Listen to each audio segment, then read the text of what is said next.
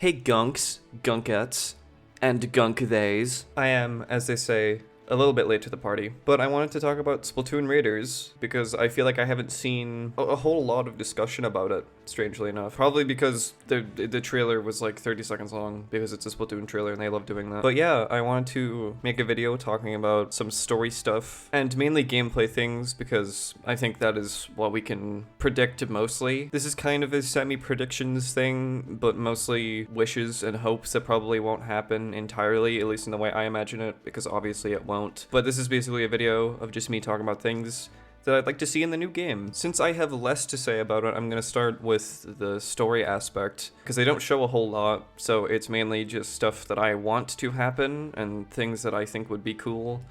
Starting off with the mechanic character. In my ideal world, this is not Agent 4. I saw some people talking about it around when the trailer first came out, and it's a cool angle to look at it from, but I genuinely think it would just be significantly cooler if this was just a new character. Because when I'm looking at the character and their design and like the 2D art that they posted of them, I see an opportunity to have an actual main character in Splatoon again. Because last time we had that was with Agent 8, where they had a defined arc in their story mode, and Octo Expansion still remains the most unique story mode. And it genuinely explored the protagonist, which is not asking for a lot, but that was literally the first time that ever happened. I think the mechanic is a unique enough idea to warrant them being their own thing. And I think it's kind of useless to drag in old characters into the story, because it feels, at least to me, like its own thing. It takes place way outside of Inkiadia on the Spiralite Islands.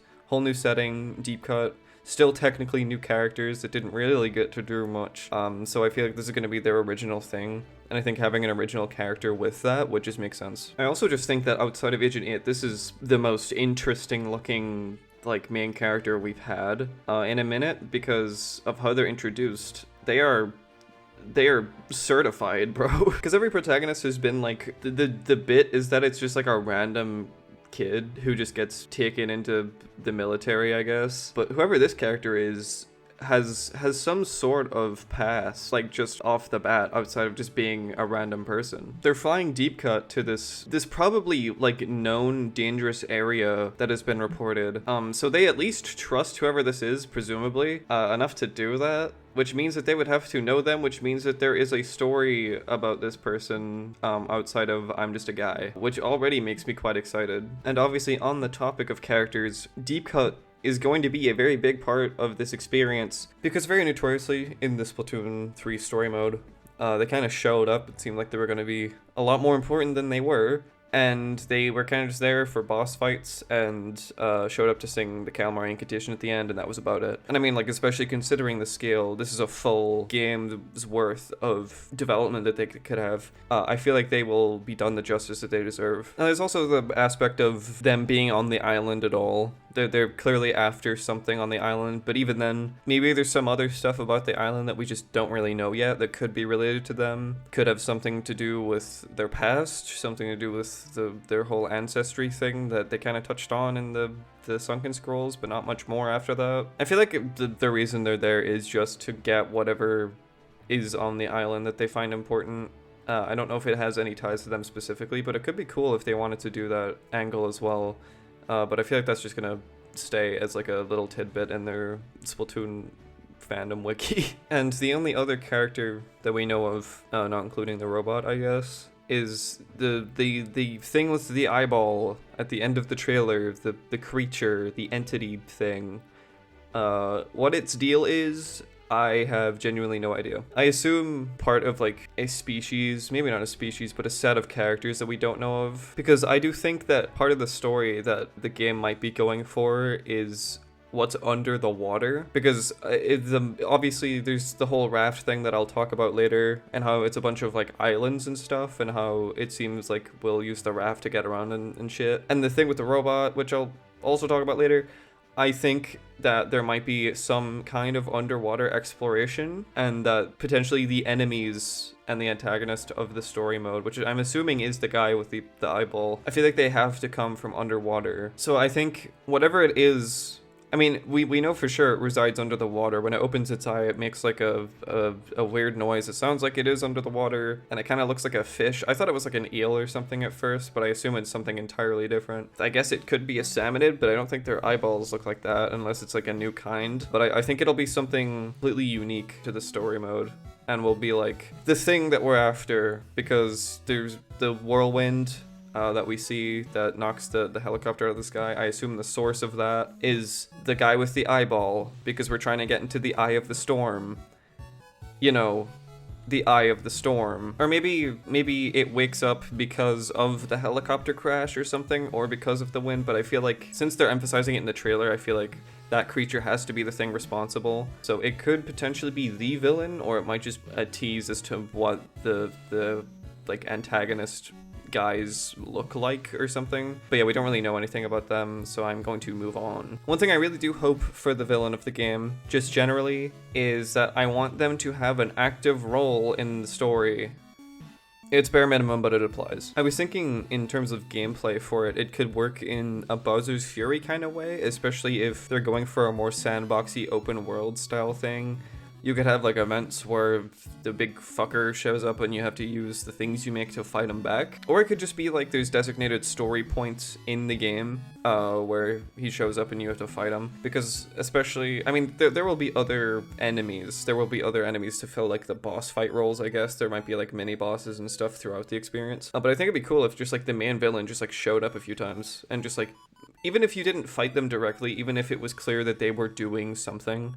Because previously, you had Mr. Grizz, who was cooking up his plan all along, and he shows up at the end. That's the first time you see him. He gets mentioned in the middle of the game for some reason, but like, besides that, you see him at the end of the game. Octavio is always at the very end of the game. You fight his army for the rest of it. Basically, the main villain usually doesn't get as much screen time as they probably should. So I think just giving room to have them show up and actually be important outside of the final boss fight would be something that I would appreciate. That's all I have to say about story. Most of it is just kind of things that I want, but for gameplay there's a little bit more to work with from the trailer, although it is still mostly guesswork. Obviously, my first thoughts, and probably everyone's first thoughts upon seeing it, is that it seems like it's going for a survival genre kind of thing, maybe like resource gathering and crafting and shit, because you have this focus on the home base area or the raft, which kind of reminds me of Raft. And I'm really nervous looking at this trailer because I was thinking the same stuff whenever they showed off Side Order. From what I'm gathering in my brain, this looks like it's going to be like a dopamine factory, and I'm a little bit too scared to be so hopeful about it. But from what I'm gathering, it seems like you have this main area where Deep Cut are, and you're able to gather stuff from the island, resources and stuff, to upgrade your home base and make like a huge raft where you can have a bunch of stuff. And I think gameplay wise, obviously, beyond just that building is going to be a big thing throughout.